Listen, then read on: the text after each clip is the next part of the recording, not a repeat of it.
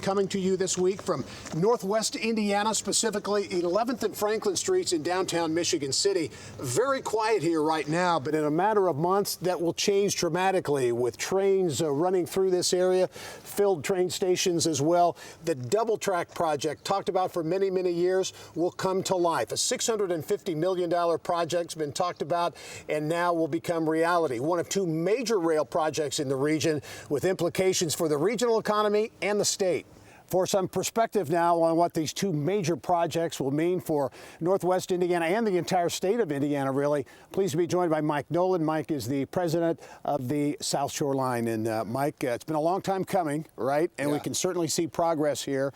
And actually, the double tracking is set to be completed next spring. Yep, a little over a year now. We'll be done and running and adding 14 new trains a day, knocking off 20-25 minutes off the commute time, way better on-time performance. So it's an exciting time to be on the South Shore Line.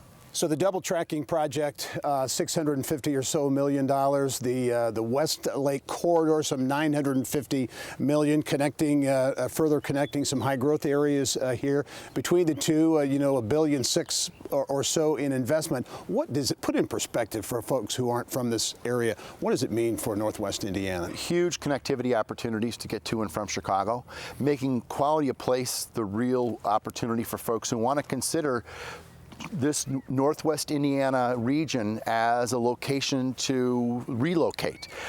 It gives us an opportunity to attract talent, to keep our young people here, to attract folks who want a job in Chicago, get the higher wage, 40% premium, but are looking for a place to live where they can commute easily to the city.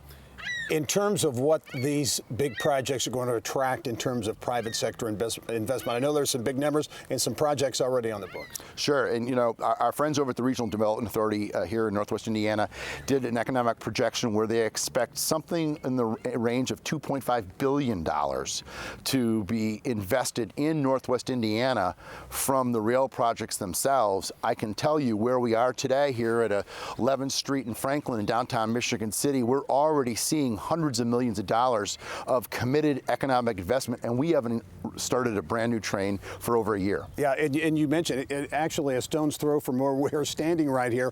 Flaherty and Collins is already committed to a major development. I know there's a parking garage and some other investment already on the books. Yeah, I'm excited. They're going to build a multi-story parking garage for us, a brand new station that will be centered right here on the property as well, along with a couple hundred luxury apartments, some office retail. It really is going to be an economic boon for Michigan City. And again, you mentioned talent earlier, and that's such a huge issue everywhere in the country, but certainly everywhere in Indiana as well.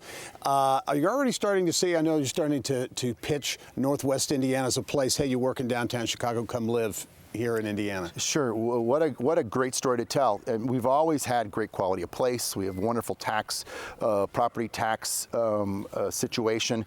We got a state with a AAA credit rating. Now we can unlock the potential and cut down that commute time to and from Chicago just over an hour from here, and you can be right at Lake Michigan and enjoy the beauty of Northwest Indiana. This has been talked about, as you know, for a long, long time. There are a lot of people who say this is never going to happen. Yeah. It is becoming a reality now, and as you look at that reality beginning to take place next year when these things open up, do you sense this is somewhat of a tipping point for Northwest Indiana, that opportunity has been talked about for a long time but maybe never realized? Yeah, there's certainly a lot of people who doubted that we'd ever be here today, and here we are. So great things can happen, and this is a classic example of when this entire community, this entire region of the state came together to make this happen, to support it, to see the vision, and are now, I'm convinced there's just wonderful things in the future to come. Mike Nolan is the president of the South Shore Line. Two major projects well underway here. Mike, thanks for joining us. Thank you. Well, the South Shore projects are perhaps the most visible and most expensive projects in the region, but there are many others in Northwest Indiana underway now as we see communities throughout the region investing in downtown development and quality of place projects, all aimed at attracting and keeping talent. Take Valparaiso, where a once dormant downtown is being transformed by tens of millions of dollars in projects. A makeover that began some 20 years ago and includes the $30 million Journeyman Distillery that will open later this year and an old windshield wiper plant. Mayor Matt Murphy thinks it could attract 200,000 visitors annually to Valpo. Just steps from the distillery is a 60-room boutique hotel. And there's The Link, a $30 million mixed-use development that includes 120 Class A apartments. Hammond is reimagining its downtown as a result of the Westlake Corridor project, including a $30 million restoration of the historic Bank Calumet building. The Bank, just a few blocks away from a future new train station, will include more than 100 luxury apartments. Meantime, in Gary, another transformational project, this one focused on underserved populations. The $30 million Tolleson Opportunity Campus is billed as a model for the state, focusing on youth development, healthy families, healthy communities, and economic development, and bringing those services closer to community. There's been so many times where projects have come to Gary, resources have been injected into Gary, but the people were almost a second thought.